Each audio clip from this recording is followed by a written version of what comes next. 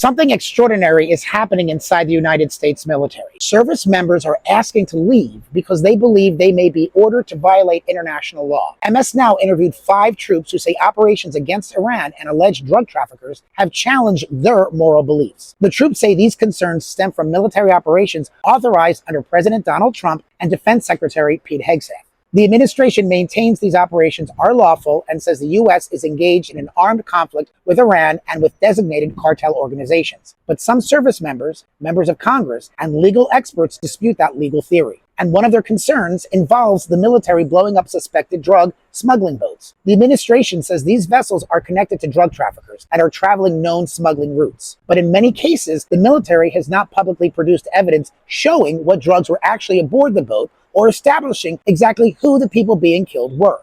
And here's the larger legal question. Even if they're drug smugglers, does that make them enemy combatants you can kill instead of suspects you intercept, arrest, and prosecute? And here's where this even gets more disturbing. During the very first boat strike in September 2025, 2 men survived the initial attack. The U.S. military then launched a follow-up strike that killed those survivors. Pentagon officials have argued the men were still participating in the operation and therefore remained legitimate targets. But members of Congress and legal experts have questioned whether killing shipwrecked survivors could constitute a war crime. The administration says America is in an armed conflict with these cartels. Critics and international law experts strongly dispute that. And this isn't just 5 service members raising concerns. The Center on Conscience and War says it normally works with about 50 conscientious objectors a year. Since the Iran war began, it says it's already assisting roughly 140. And here's what's important. The Pentagon's own Law of War manual makes clear that following orders does not excuse unlawful conduct. So these troops aren't simply questioning a policy. They're confronting a much bigger question. What happens when your duty to follow orders collides with your duty to obey the law?